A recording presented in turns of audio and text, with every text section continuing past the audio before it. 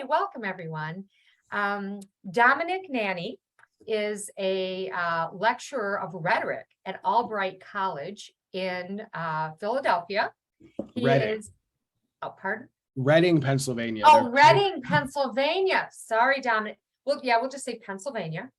And, but I know Dominic from his work at Wayne State. He is earning his, and very close to, defending his dissertation in rhetoric from Wayne State, and then he will be Dr. Nanny. Soon. So we've stayed in touch, so I knew who to call with this request from our Dr. Rosie. I'm Shelley Nager. I direct the undergraduate PR program at Wayne State. I am an associate professor of teaching, and I did my dissertation some years ago. And I did use it was a rhetorical analysis of a public relations campaign. So I do have some grounding in this, though it's been some years. It is still my favorite approach to public relations. And so we have been asked to talk about your chapter, Rhetorical Theory, Shared Empowerment Through Discourse. So I have asked the almost Dr. Nanny, my friend Dom, to talk first in general, a little bit about rhetoric, its underpinnings. We spend so much time, at least I do, teaching my public relations students about the how we practice public relations. It's very important to take a step back and learn and appreciate the rhetorical and the public relations theories that undergird the practice, that really explain the why and not just the how. So one of the theories, as you know, is rhetorical theory, and that's why we're here today. So Dominic, why don't you start with talking a little bit about rhetorical theory, and then we'll connect the two in a little bit, the public relations practice to the theory that Dominic's going to talk about. Take it away. I'm muting. All right. I'm very happy to be here to talk about rhetoric because I love rhetoric so much, which was not my original interest in academia. I actually started as a grad student in the comm department. I was taking journalism classes. And then I took a rhetorical theory class in the English department and I fell in love with it. So I'm going to talk a little bit about, so my area of expertise is ancient Greek rhetoric. So my dissertation is on Isocrates, who the authors of this chapter talk about a little bit. And one of the reasons I'm interested in Isocrates, and something I think that would be relevant for our discussion after, is that Isocrates was one of the most well-known teachers of rhetoric in Athens. He was Plato's primary opponent or competitor in Athens. And what he did was he emphasized rhetoric as the practice of persuasion with particular emphasis on the element of kairos, or the rhetorical situation. So before I'll explain that, but I want to give a bit of a background to it. In Athens, thousands of years ago, there were competing schools of kind of philosophy and rhetoric. The kind of two great kind of protagonists in Athens are rhetoric and philosophy. And we see this a lot in Plato's discourse, or Plato's dialogues. In all of Plato's dialogues, Socrates is engaging in some way with a sophist or a teacher of rhetoric. The most famous is the Gorgias and the Phaedrus. They're the two kind of dialogues that are focused on rhetoric. But what we see in these dialogues is Plato as a philosopher attacking rhetoric, or the art of rhetoric. Actually, it's not, he says it's not an art. He says it's merely kind of like a thing that you do. You kind of, you get good at it by knowing what people like to hear. So in Athens, you had this great feud between rhetoric and philosophy. And Plato's principal concern with philosophy, or with rhetoric, was that it was a form of flattery, meaning you're not really concerned with what's true. You're just concerned with getting people to like you. There's this kind of, the rhetorician will tell people what they want to hear, but not what they need to hear. So the debate we have in Greece between philosophy and rhetoric is a debate about Plato saying, well, yeah, I guess you could kind of persuade the truth, but you're really not interested in the truth. You're interested in getting famous. You're interested in getting power. You're interested in flattering people and telling them what they want to hear. So that was kind of the debate. And what ended up happening was you had people like Plato, you had people like Isocrates, who had this debate, but the kind of person that won out in the end is actually Aristotle, because a lot of the things we talk about in terms of rhetoric, at least today, are Aristotelian concepts of rhetoric. And one of the great things that Aristotle did to rhetoric, and borrowing more so on Isocrates than Plato, is that he instrumentalized rhetoric. So he made rhetoric an art on its own. And this is important to emphasize because before Aristotle, the question of whether or not rhetoric was an art, or in the Greek term techne is what they call it, was up for question because, Plato's critique is rhetoric doesn't really have a body of knowledge. You just kind of got to get good and listen to what people want to hear and tell them what they want to hear. So it doesn't really matter if it's the truth. What matters is that you're telling people what they want to hear. You're flattering them. You're getting them to like you. So if you become famous because you use, you manipulate the truth and get people to like you and tell them what they don't or what they want to hear as opposed to what's true. In Plato's view, you're kind of doing what rhetoric is designed to do. So the question of whether or not it's an art is up for debate because you don't need really kind of specialized training to flatter people and tell them what they want to hear. So what Aristotle did was he took rhetoric, borrowing on Isocrates, and turned it into an actual art. And what I mean by this is, he wrote a whole treatise on it, Aristotle's Rhetoric, but he accompanied that with the ethics and the politics.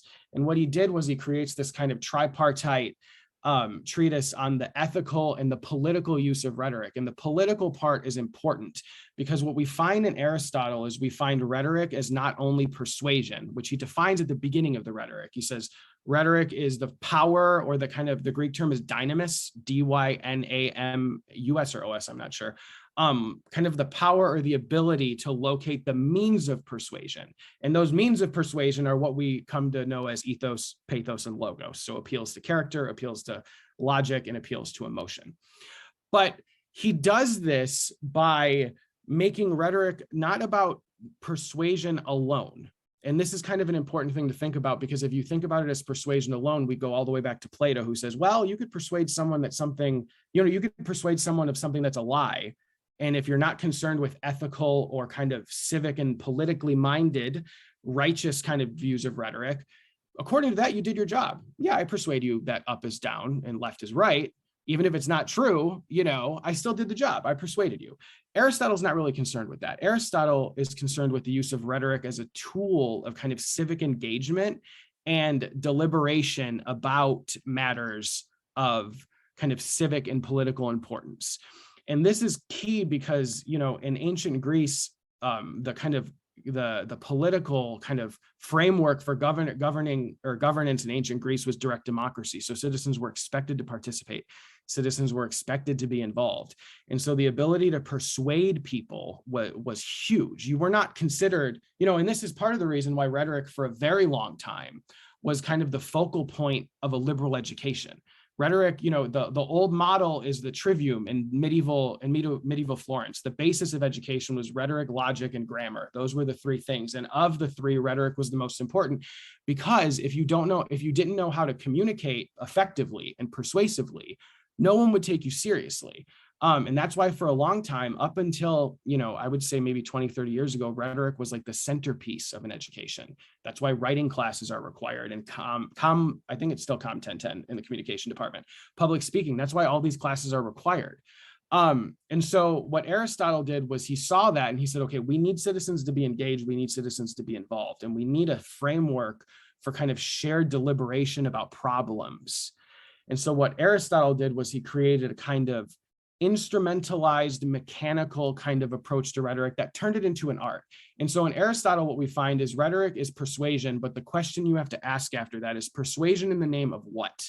And for Aristotle, that is persuasion towards a kind of civic mindedness, towards a kind of consensus and a kind of shared commitment to solving kind of political problems. In Aristotle, we see rhetoric as kind of the tool for arriving at consensus among citizens. It's very much that geared towards that kind of civic and political ends. And what he does, and Isocrates said this too, they emphasize the thing that is emphasized the most in Aristotle's theory of rhetoric is what we call kairos, K-A-I-R-O-S, which in the Greek term essentially means moment or opportunity.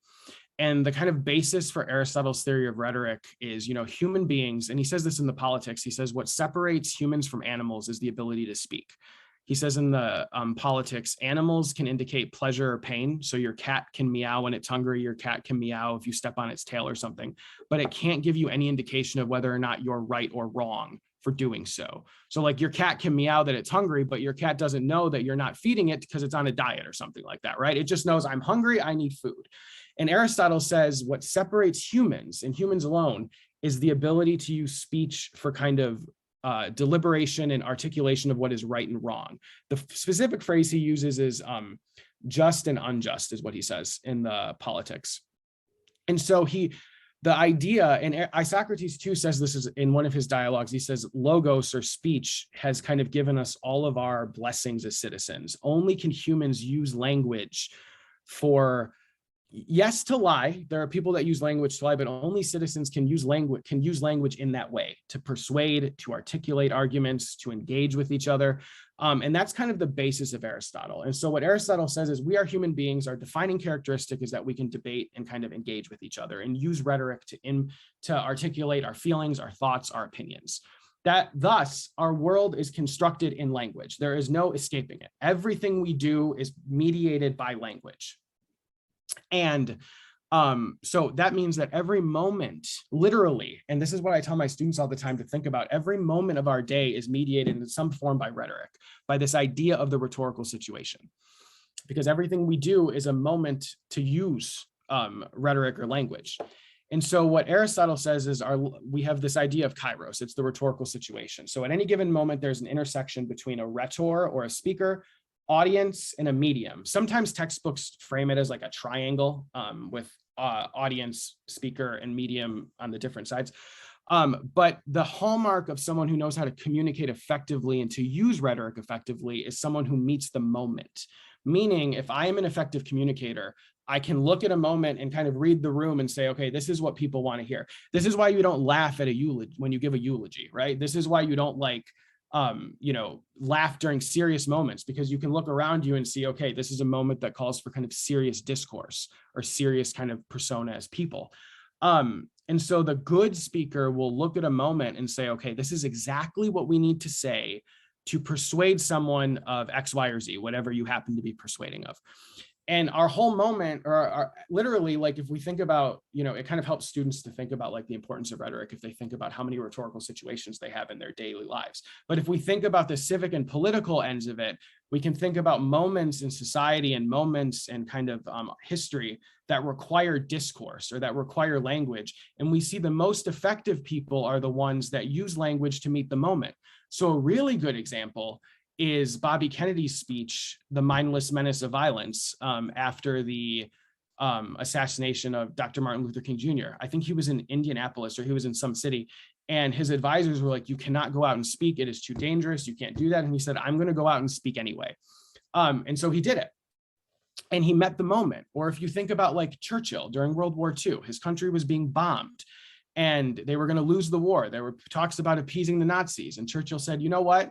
I'm going to imbue people with a sense of national pride by speaking to them. And so that's where we get the we shall fight on the beaches, we shall fight on the landing grounds, and that speech. So a good rhetor will use rhetoric not to manipulate the truth. And this is important. A good rhetor does not use rhetoric to lie.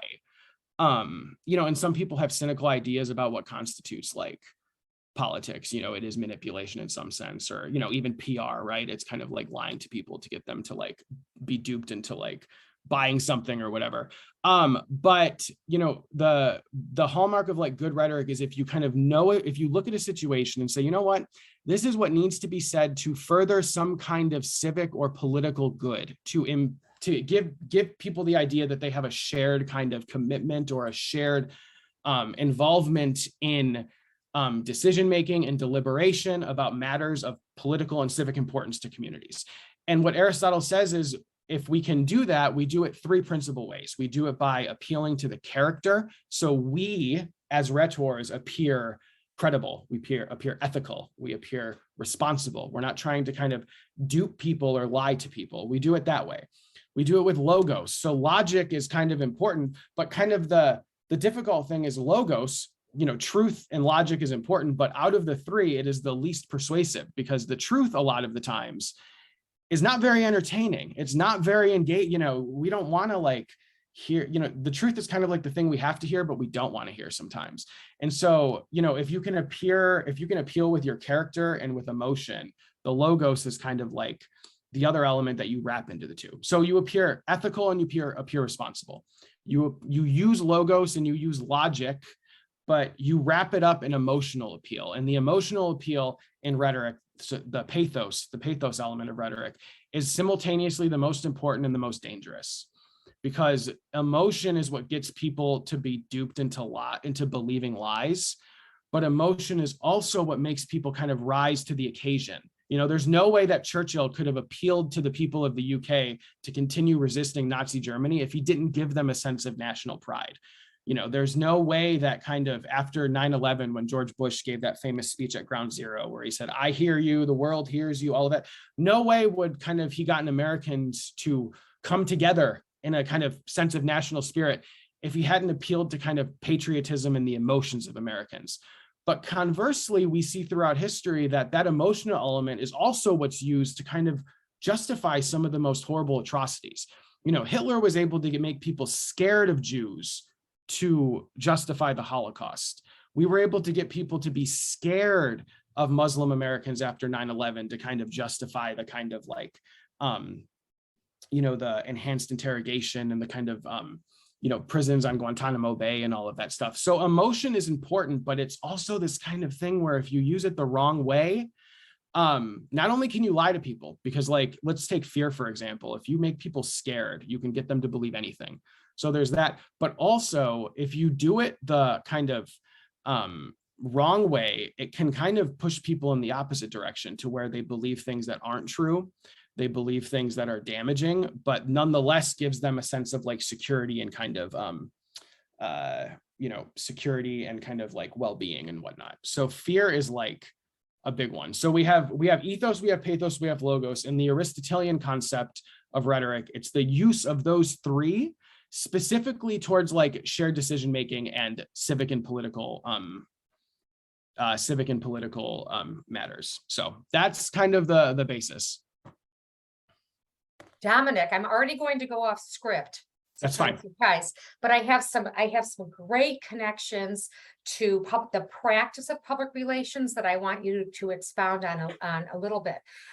You talk about shared decision making. We always talk about the practice of public relations, that you have to seek this mutually beneficial relationship. Yeah. So that you, not only does the organization have to benefit from, you know, a profit or, you know, keeping its employees employed and things, but the end receiver, the consumer, whatever, has to get a quality product, service, you know, whatever they sought out to do. So, and I love you talk about, we use rhetoric not to lie or manipulate. We always say in our public relations courses here in the department that as public relations practitioners, you are essentially professional persuaders. And persuasion is ethical by definition, because I took my rhetorical theory classes in grad school too. And I learned that persuasion is ethical because it allows for free and informed choice. So I love that you talk about Kairos, the rhetorical situation, rising to the occasion, knowing in the moment when, and we talk now about the whole landscape in public relations where it's not just push anymore, it's push and pull. It's all about engagement. It's all about connecting with your audiences. And in rhetorical theory, we focus on language and how we do that through the social construction sort of reality, right? Through the language, meeting the moment. So I'm reading an exact sentence right now. I'm going to ask you to talk. I'm on page 129 in your textbook. In the middle, under PR is discourse-based good reasons.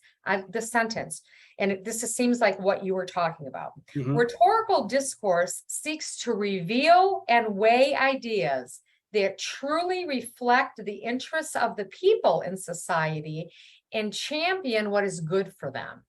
So that it's calling us to, as public relations people, then that we have to do good for society. We are expected to do good for right? Yes. Right? Yes. So, okay. So that's good. And it says character, you talked about character, and I'm still on that page. I have a lot highlighted on that page. Character and the ability to build strong relationships are imperative for rhetorically effective public relations. You're inviting people to consider other points of view, but you are aligning interests. Yeah. So with that in mind, aligning interests, we talk to our students about advocacy. So journalists are different in that we work with journalists, but journalists serve the public. Yes. Okay, public relations practitioners serve an organization, Mhm. which, you know, produces a product, a service, an idea, a candidate, whatever. Yeah. So how can we, I'm asking you, Dominic, with being true to Aristotle Mhm. and the art of rhetoric, which I argue, because I'm trained that way, that we as PR people do, how can we advocate for our organizations using persuasion, ethos, pathos, logos, rising to the occasion?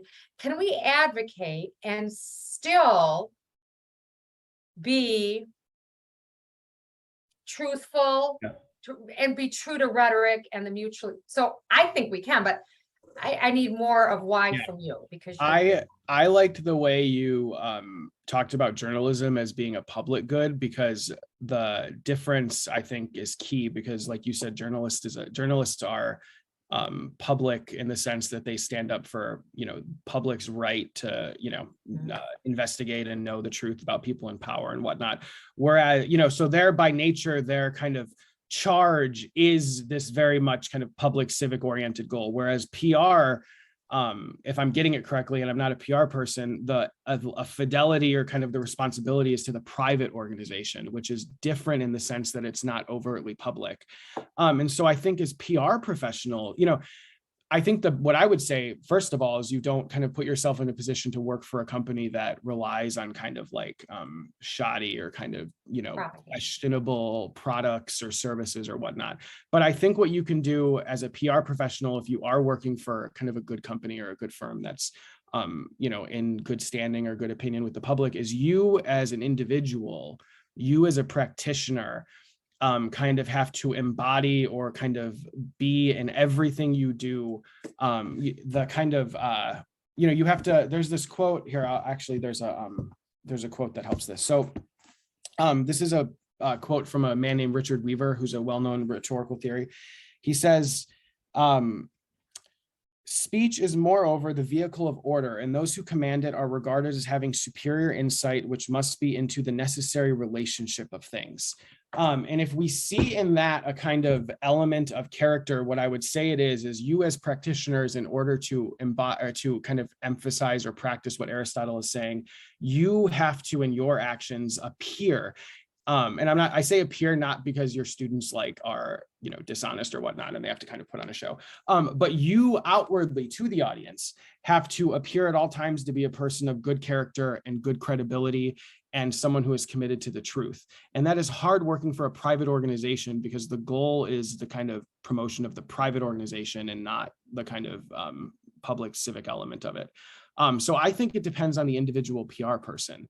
You have to take what you have, and you have to at all times be a person that embodies the commitment to persuasion by ethical means. That's what I would say. And it's hard because you know, you might be in a situation where your commitment to that idea runs counter to what some people may want you to say or may require you to say. So that might require difficult situations. But the emphasis in Aristotle is very much on the individual rhetor, the individual speaker, being someone that people can trust. And so what counts is that, you know, you and what you do appear and act in a credible and trustworthy way, in a way that, you talk about shared kind of decision making and consensus and discussion, in a way that, like, the way I tell my students is, you want to appear to someone as if, like, you want to invite people to have a conversation with you. And if people look at you and they don't think, I don't want to talk to that person, you're doing it the wrong way. A good speaker, a good rhetor it's kind of like an invitation to, like, have a conversation. If you don't give off that vibe, if you don't give off the appearance as someone that people would actually want to talk to, you're not doing your job right. At least from a rhetorical standpoint. I'm not saying like I'm not a PR person, but as a rhetor, you want people to feel as if you have a command of, like, you are committed to the truth and you are saying what is true. And in doing so, that brings people kind of into the conversation. People don't want to talk to a liar. And if you appear to be a liar, or you appear to be someone who doesn't, who wants to manipulate and kind of lie to people, for lack of a better term, you're not going to be able to persuade them. You talked about rhetoric as a tool of civic engagement. Mhm. So we every textbook I've ever taught from talks about, and I think it's like kind of a heavy burden to carry for the PR professional, but they sort of talk about how the public relations professional is really the conscience of the organization. Yeah. And that's kind of huge, because we're not in control of everybody's actions, but we are in control of we have control of information. Yes. We have control of the narrative, of Mhm. the storytelling of the organization, Yeah. and so forth. So I wanted to talk a little bit about, with that in mind, here it talks about over here. Let me see, I have so many of these little notes about symbols, right? Mhm. About Yeah. how we use symbols Yeah. in our public relations and our practice. Here we go. I had to see which page. Are you on The the? use of language as a symbolic means Yeah. of inducing cooperation. Okay, Mhm. that's a loaded half sentence, because I'm not even done yet. Yeah. The use of language as What a page are you on? I'm sorry, I am on page 130 in the middle. Okay. Right in that paragraph that begins with justifying. Yeah. The use of language as a symbolic means of inducing cooperation in beings that by nature respond to symbols. Yeah. And again, so with this whole challenge to connect in public relations, to engage Mhm. our audience members, to pull them in now, Yeah. right?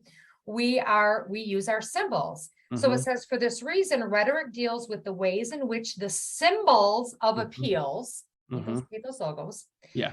So again, rhetoric deals with the ways in which the symbols of appeal are stolen back and forth by rival camps. Yeah. So I took that to mean, very layperson's meaning, of like competition, like free and fair competition. That's the economic system that we operate in here, Yeah. is that my loaf of bread gets to compete against your loaf of bread, and I get to advocate for my bread, and you get to advocate for your bread. Yeah. And then the consumers make their free and informed decisions, Yeah. right? Yeah. So can you talk a little bit about these symbols of appeal That- stolen back and forth and That's a hard Okay. one. That's what we do. That's what we do as PR. That's all of what we do right there. That's a really, I agree with that. And the reason that that's a hard question is because it depends on a couple of things. It depends not only on shared symbols, meaning we are all on the same page on kind of certain things that are not up for debate. And then it also depends on rationalism, and it depends on people being rational in terms of like what information they use, where they get their information from, and the arguments that they make. And what you just described, the kind of competing, the kind of loaf of bread metaphor, it's very, I mean, I'm not trying to kind of move the discussion away from rhetoric, but that's very much a notion that's in John Stuart Mill, where he says, freedom of speech is the freedom to kind of say and do, or to say and make arguments, any kind of arguments you want. And what happens in a society is naturally the good arguments and the truthful arguments will rise to the top and win out over bad arguments and lies. Because by nature, humans are rational beings that respond to rational arguments and kind of logic. So when you talk about like the kind of, I don't necessarily agree with that conception. I don't think human beings are principally rational. I think we respond, like the text says, to symbols that are by nature emotional. So the task is to persuade people in a way that not only like makes them believe that your loaf of bread is superior, but makes them believe that your loaf of bread is their loaf of bread, kind of, if that makes sense. You want people to be like, what they're talking about, that's mine too. It's that whole kind of like when we see a politician and we're like, oh, I could see myself having a beer with them. That's kind of the same thing here. It's like, yeah, they're just like me. They're just like me. So you want people to look at your loaf of bread and say that, that's my loaf of bread too. I could see that in my house. And that's hard because, that implies that like it not only implies that we all have a shared definition of what bread is. If we're taking bread to mean like, what America is or what the kind of symbols of our country are or something or whatever, but it also relies on people being rational kind of beings that make informed choices. And so the task is to like convince them that your loaf of bread is their loaf of bread in a way that is truthful. But, the way I tell my students is to take the truth and kind of wrap it in, take that logos and wrap it in pathos is what you do. So you don't kind of veer away from the truth, but you take the truth and you kind of wrap it up in an emotional way that people can respond to. Symbols, the kind of like, those are, which are by nature emotional. But that's what I think the task is. No, I think that's spot on. And right beneath that discussion, they talk about this courtship approach. And that's what you're of identification, where you're really talking about that what we're doing in public relations is we're courting. We're reaching out and trying to connect, because it's all about building relationships, right? Public relations. Yes. And if we want a relationship, we have to court you. Yes. And so that's what you're saying. So people have to be able to connect. Courtship is also consent. Like I like what you said earlier about it's the PR is the ethical use of persuasion. Is that what you said? Yes. And I like that because persuasion in the courtship kind of metaphor works with it is consensual. Right. It's consensual. Right. People have to consent to being persuaded. And if they're lied to, that is not consent. That is manipulation. Right. So like that's like, you can't lie to someone and expect it to be like, I didn't make an informed choice if I was lied to, right? You can't persuade someone if you're lying to them. So right. The sin of omission. Right. I like the way the courtship thing works with that because it's consensual. People have to consent to being persuaded. And if they're lied to, that's not consensual and that's not ethical as a practitioner. No, you're right. The last thing I want to just touch on, because there's so much in here, but I thought it was relevant, is really boils down to the use of terms, right? So language. So it says work, like for instance, and this is the example that they give in at the bottom of page 130 about, workers are not employees anymore. They're team members. Yeah. So we know, journalists know this. I mean, there's just different terms according to even AP Style will change their terms that are appropriate. We know the dictionary, whatever new terms that are representative, but how can language, like a term, I think I used to use the term ideograph. I think it was Michael McGee that I used way back in the day when I talked about Kenneth Burke, but like just loaded words. So when we want to use terms strategically, but ethically. Yes. I agree. And I always tell my students too, that pathos is the one that is the one appeal that can be misused. Yes, but it's also the most necessary. It's also the most necessary. Yes, but see, that's how everything in life is, right? It's the double edge. So I guess the use of terms, when is it not okay to be strategic and use terms strategically to emotionally connect with our audience to bring them in? I mean, that's what we do. Yeah. Is it never not okay to do that? Never not okay to do. Like be a little like bit to use a term, like I don't know. I guess I just want you to talk a little bit more about the language, like terms, like use of language in persuasion. Like how we remember how Dr. K, bless his soul, he used to, during my time as a grad student, he used to teach an entire graduate class on the language of hate. Yes. So it was how you can hate. Through language.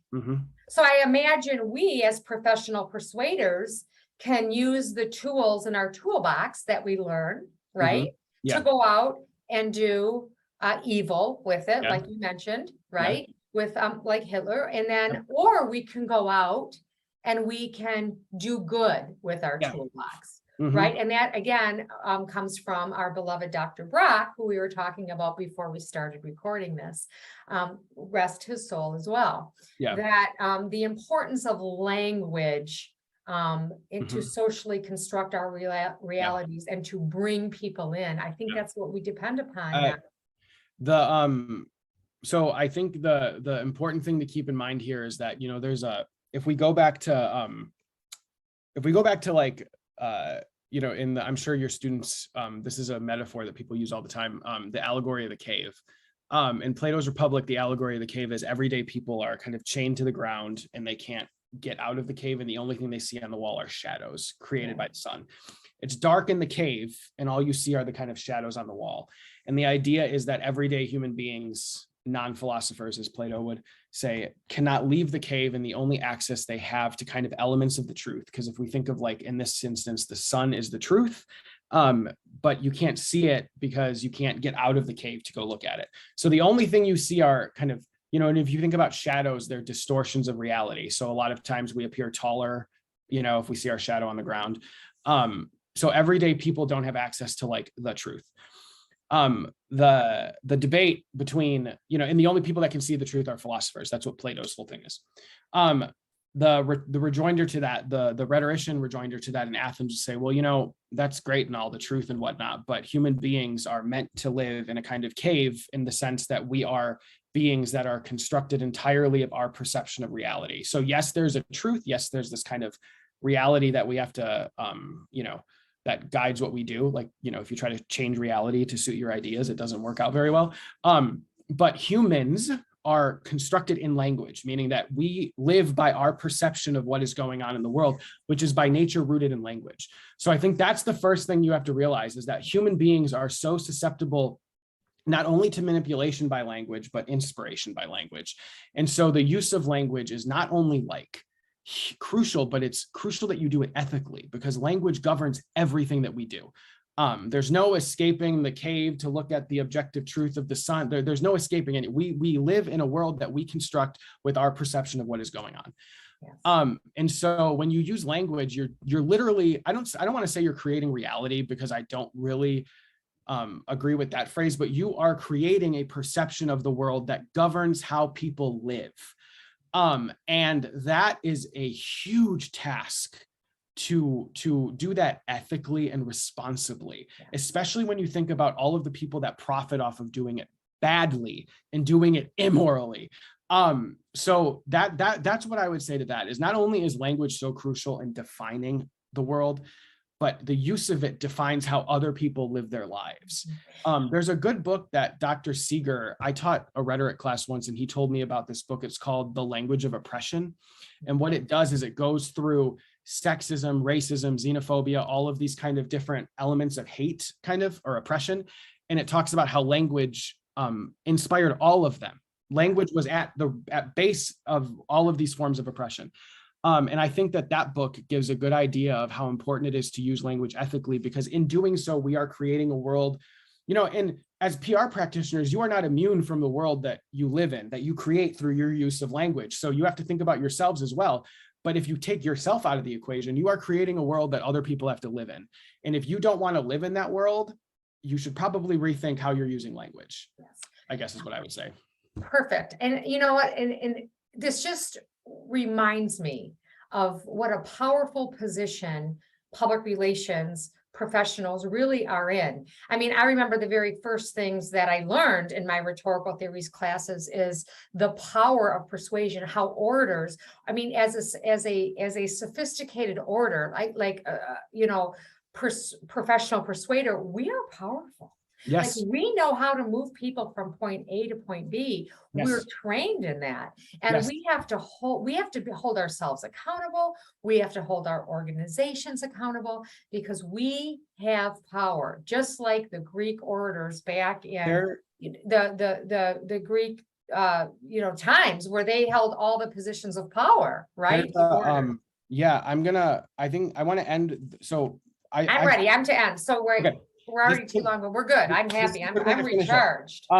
There's this is a quote from so Isocrates was, I had mentioned him earlier. This kind of speaks to what you're saying. So in one of his speeches, he says, So when he says philosophy, he means rhetoric, because philosophy is in the quote. He says, moreover, our city, Athens, revealed philosophy, which has discovered and provided us with everything. It has taught us about public affairs, made us gentle towards one another, showed us which misfortunes come through ignorance and which through necessity, and taught us to guard against the former, so against ignorance, and to endure the latter nobly. The city has also honored the power of discourse. Everyone desires it and is envious of others who have it. The city knew that we alone of all animals possessed logos as part of our nature, and therefore used this advantage to become superior in all other ways. I think that last one is when he says, the city has honored the power of discourse. Everyone desires it and is envious of others who have it. That's who your students are. Everyone is envious of their ability to have and use. Excellent. And that is the perfect way to end. Thank you. Almost Dr. Nanny, but You're always welcome. Professor, but always Professor Nanny. Thank you so much. I'm going to stop the recording and then we can chat a little bit. Thank you for your time, Dominic, and I hope this has enlightened you. If your students have questions about rhetoric, I'd be happy to answer them. Yeah, why don't you, I don't know if it shows up in the chat with the recording. Why don't you go ahead and give them your email? It's DNANNI at Albright, ALBRIGHT.edu. I would be happy to answer questions. Okay, thank you all and good night.